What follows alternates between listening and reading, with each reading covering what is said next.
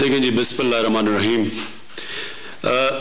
सबसे पहले तो ये पाकिस्तान में पहली दफा एक मौका दिया जा रहा है कि वो लोग जो कि तनख्वाहदार हैं, जिनके पास ज्यादा पैसा नहीं है, कैश नहीं है घर खरीदने के लिए, उनको ये मौका दिया जा रहा है कि वो भी एक अपना उनका घर हो। और कैसे हो कि जो वो किराए की किस्तें देते हैं, जो किराए देते हैं अपने घरों का, वो ही किस्तें बन जाएं और उनको इस किस्तों की वजह से उनको अपना घर मिल जाए। ये दुनिया के अंदर अमीर मुल्कों में, यूरोप में, अमेरिका में हमेशा लोग बैंकों से पैसे लेके तो अपने घर खरीदते हैं और वो भी किस्तें देके अपने घर खरीदते हैं। इसको मॉर्गेज फाइनेंसिंग कहती है। तो पाकिस्तान में इसका कोई रिवाज ही नहीं है। तो ये पहली दफा कोशिश की गई है और मुझे पूरा एहसास है कि इसमें बड़ी मुश्किलात लोगों को आ रही हैं, क्योंकि पहली दफा है, मुश्किलात तो आनी थी। लेकिन मैं आज खास तौर पे स्टेट बैंक के गवर्नर बैठे हुए रजा बाकर और उस्मानी साहब जो नेशनल बैंक के प्रेसिडेंट है वो बैठे हुए हैं, मैं आपको आज ताकीद करना चाहता हूं कि आपको अपने उस्मानी साहब, आपको नेशनल बैंक की ब्रांचेस में बताना पड़ेगा और रजा बाकर आपको सारे बैंक्स के हेड्स को बताना पड़ेगा कि ये हमारे लिए इंतहाई जरूरी है कि बैंक्स आसानियां पैदा करें लोगों के लिए जो कि बैंकों से कर्जा लाना चाहते हैं अपने घर बनाने के लिए। आपको पूरी कोशिश करनी चाहिए कि उनके लिए पूरी सहूलतें पैदा करें, क्योंकि ये कॉन्सेप्ट है ही नहीं, क्योंकि पहले लोगों ने कभी किसी ने किया ही नहीं है। तो बैंक के लोगों को जो अमला है बैंक का, उसको भी प्रैक्टिस नहीं है। और मैं जो सुन रहा था, लोगों को बड़ी मुश्किलात आ रही हैं, तो इसके ऊपर आपको पूरा जोर लगाना पड़ेगा।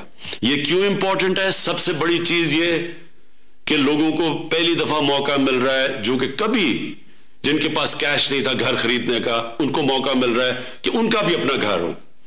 लेकिन उससे भी उतनी जो ज्यादा इंपॉर्टेंट चीज ये है कि इससे एक दफा हमारे मुल्क में लोगों ने घर बनाने शुरू कर दिए और अपने घरों के लिए उनको पैसा मिलना शुरू हो गया और उनके घर बनने शुरू हो गए। तो जो कंस्ट्रक्शन इंडस्ट्री है उसके साथ 30 और इंडस्ट्रीज जुड़ी हुई हैं।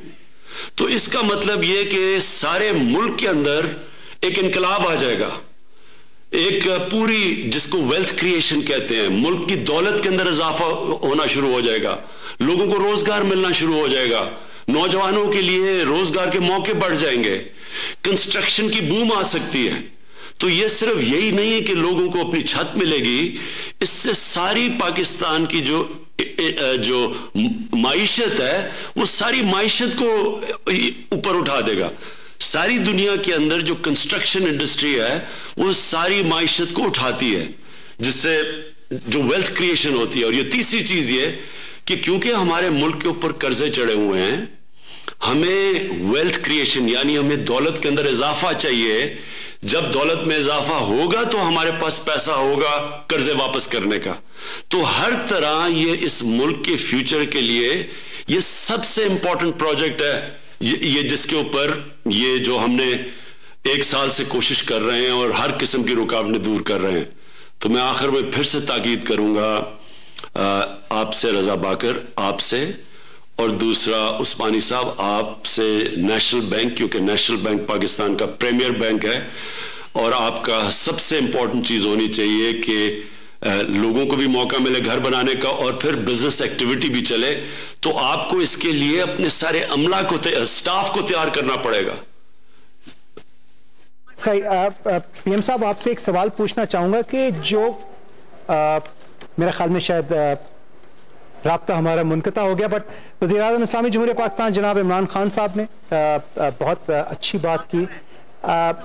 अच्छा सर, लाइन पे हैं सर, मैं आपसे सवाल ये पूछना चाहूंगा कि जो स्पेशली एबल्ड लोग हैं उनके लिए हुकूमत पाकिस्तान की कोई स्पेशल स्कीम है जिससे वो मुस्तफीद हो सकें?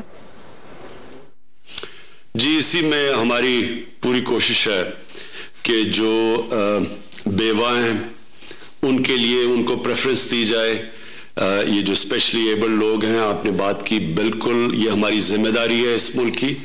इनके लिए हम पूरी कोशिश करें कि इनके लिए हम प्रेफरेंस दी जाए, यानी बाकी सारे कमजोर तबके की तो मदद करेंगे, लेकिन इस खास तौर पे जो तबका किसी वजह से उनके पास वो सलाहियत नहीं है, तो उनकी भी पूरी मदद की जाए। वज़ीर